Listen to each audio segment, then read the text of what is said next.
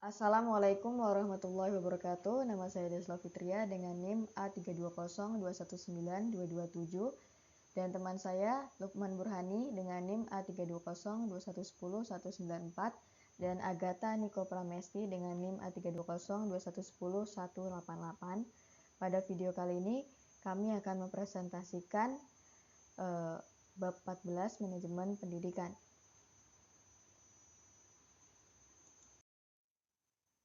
Biaya dan manfaat, cost and benefit pendidikan. Perspektif ekonomi pendidikan. Human Development Index menunjukkan bahwa kualitas pendidikan di Indonesia masih rendah, bahkan di bawah Vietnam. Penyebabnya disinyalir kurangnya perhatian pemerintah terhadap pendidikan dan menempatkan pendidikan sebagai prioritas terpenting.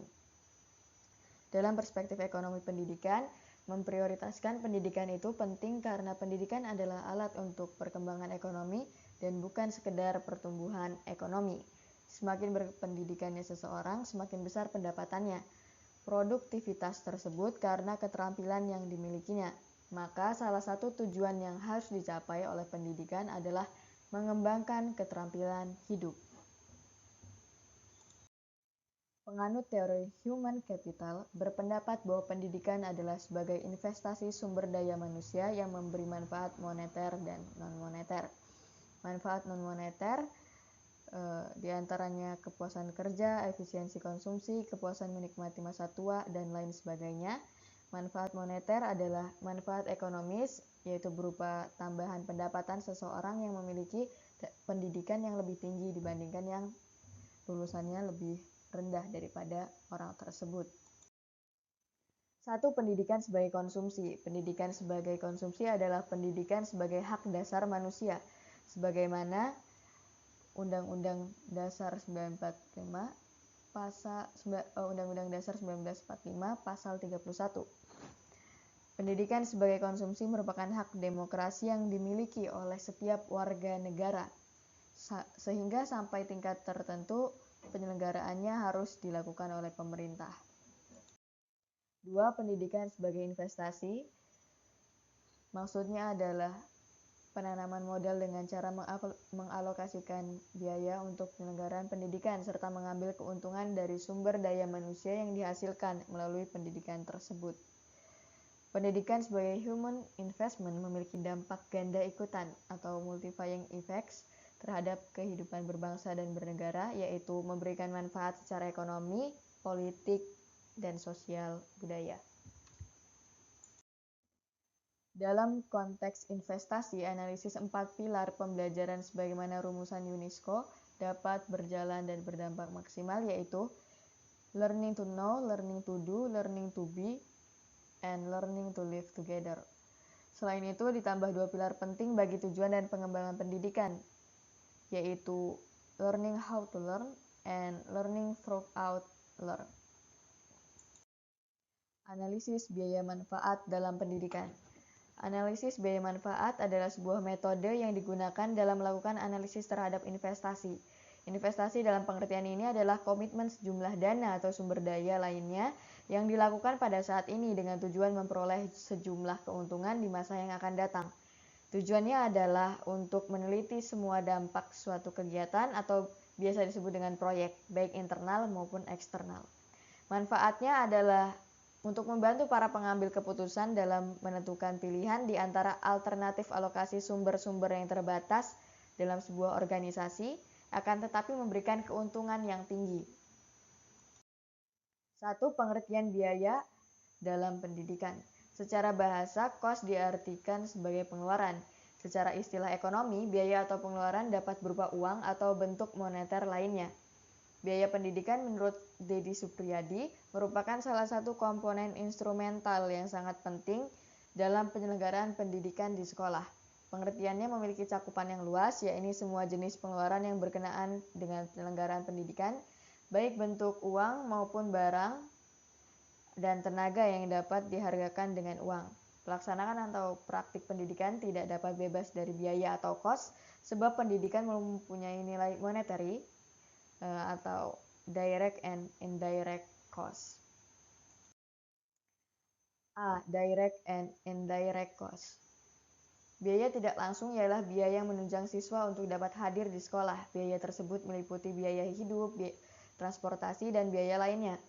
Biaya langsung ialah biaya yang langsung digunakan untuk operasional sekolah, meliputi pembangunan atau capital cost seperti pembelian tanah, pengadaan mebel, konstruksi bangunan, dan lainnya, serta biaya rutin atau recurrent cost yaitu pelaksanaan program pembelajaran, pembayaran gaji guru, perawatan sarana dan prasarana, dan lain-lain. B. Social and private cost. Social cost ialah biaya yang dikeluarkan masyarakat secara langsung dan tidak langsung. Biaya langsung berupa uang sekolah, uang buku, dan biaya tak langsung berupa pajak dan retribusi. Private cost ialah biaya langsung yang dikeluarkan dalam bentuk uang sekolah, uang kuliah, uang pembelian buku, dan lain-lain. Biaya tak langsung merupakan income foregone setelah dikenakan pajak. C. Monetary and non-monetary cost. Monetary cost dapat diartikan sebagai biaya langsung dan tidak langsung yang dibayar oleh masyarakat dan individu. Non-monetary cost ialah kesempatan yang hilang karena digunakan untuk membaca dan belajar. Menurut Nanang Fatah tahun 2000, untuk menentukan biaya satuan pendidikan menggunakan dua pendekatan, yaitu makro dan mikro. Makro didasarkan perhitungan pada keseluruhan jumlah pengeluaran pendidikan yang diterima dari berbagai sumber dana kemudian dibagi jumlah murid. Mikro didasarkan perhitungan biaya alokasi pengeluaran per komponen pendidikan yang digunakan murid. 2. Mengukur biaya pendidikan. A. Pendekatan makro. Faktor utama yang menentukan perhitungan biaya satuan pendidikan adalah kebijakan dalam pengalokasian anggaran pendidikan di setiap negara. Satuan biaya pendidikan di tiap negara bervariasi karena perbedaan cara penyelenggaraan pendidikan. B. Pendekatan mikro. Pendekatan ini menganalisis biaya pendidikan berdasarkan pengeluaran total atau total cost dan jumlah biaya satuan atau unit cost menurut jenis dan tingkat pendidikan. Tujuan analisis biaya adalah memberikan kemudahan, memberikan informasi pada para pengambil keputusan untuk mengambil langkah dan cara yang dapat untuk membuat kebijakan sekolah guna mencapai efektivitas maupun efisiensi pengelolaan dana pendidikan serta mutu pendidikan. Secara khusus, analisis manfaat biaya pendidikan bagi pemerintah menjadi acuan untuk menetapkan anggaran pendidikan dalam RAPBN dan juga sebagai dasar untuk meningkatkan kualitas sumber daya manusia dengan meningkatkan mutu pendidikan nasional. Selanjutnya akan dilanjutkan oleh teman saya, Lukman. Terima kasih. Baiklah, saya akan melanjutkan tentang penjelasan mengenai biaya program pendidikan ya. Kali ini kita masuk ke dalam analisis feasibilitas program pendidikan. Analisis berikut ini merupakan contoh analisis biaya dan juga manfaat dalam suatu program pendidikan. Maksud dari analisis ini yaitu untuk melihat kelayakan sebuah program pendidikan. Apabila hasil analisis menunjukkan kelayakan, maka program pendidikan tersebut dapat dilanjutkan. Sebaliknya, jika hasil menunjukkan ketidaklayakan, maka program tersebut tidak dapat dilanjutkan. Oke, berikut langkah-langkah yang dapat ditempuh. Yang pertama yaitu kita melihat atau menganalisis data yang berhubungan dengan biaya pendidikan. Data ini berdasarkan hasil penjumlahan dari 3 jenis biaya, yaitu biaya kuliah, biaya hidup, dan juga biaya insidental. Yang kedua yaitu melihat atau menganalisis data yang berhubungan dengan keuntungan daripada pendidikan. Adapun data ini berdasarkan hasil penjumlahan dari keuntungan secara langsung dan keuntungan tidak langsung. Ketiga, melihat atau menganalisis data yang berhubungan dengan biaya penyusutan. Apa itu biaya penyusutan? Biaya penyusutan itu merupakan biaya yang dikeluarkan selama menganggur atau dalam masa menunggu. Ini merupakan penjumlahan dari biaya hidup dan biaya insidental yang dikeluarkan selama menganggur. Hal di atas kemudian dianalisis dengan cara mencari rata-rata dari setiap data yang sudah diketahui. Kemudian akan diketahui rata-rata dari biaya, keuntungan, sampai dengan penyusutan. Analisis biaya program pendidikan. Analisis ini dilakukan dengan mencari rata-rata dari semua data yang telah didapatkan. Namun sebelum itu perlu diketahui bahwa poin-poin perincian biaya pendidikan itu sebagai berikut. Mulai daripada biaya kuliah. Biaya kuliah sendiri termasuk biaya uang masuk dan juga dana mulai dari biaya semester dan segala macam itu dirinci biaya kuliah, termasuk juga untuk urusan kuliah mulai dari kampus juga untuk keperluan-keperluan dalam menunjang kegiatan belajar. Kemudian ada biaya hidup. Di sini bisa diartikan sebagai biaya hidup seperti kos ataupun wisma ataupun rumah serta fasilitas-fasilitas yang menunjang untuk biaya pendidikan. Kemudian juga ada biaya insidental. Biaya insidental ini mulai gabungan daripada salah satunya yaitu kecelakaan dan segala macam. Nah, biaya ini kemudian dihitung selama 4 tahun. Karena idealnya mahasiswa dapat lulus dengan gelar sarjana dapat ditempuh selama 8 semester atau 4 tahun ya. Penghitungan ini dilakukan dengan jumlah ketiganya dijumlah. Seperti berikut ini. Mulai dari total cost, mulai dari total biaya ya, yaitu biaya kuliah, juga biaya hidup dan juga biaya insidental di total kira-kira seperti itu. Setelah ini akan dilanjutkan oleh saudari Agatha. Kepada Agatha dipersilahkan.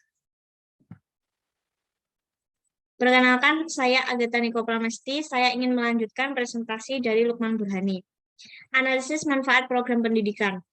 Manfaat benefit diberikan menjadi 2. 1. Manfaat langsung, direct benefit, adalah manfaat yang dihasilkan dari pekerjaan yang linear dengan pendidikan yang ditempuh.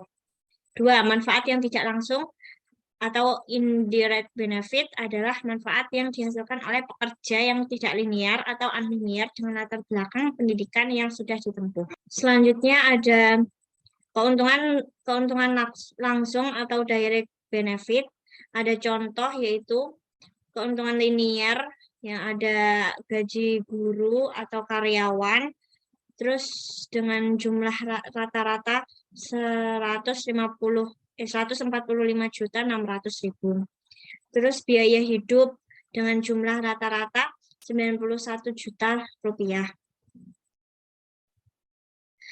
Terus biaya insidental dengan jumlah rata-rata 19.200.000 rupiah.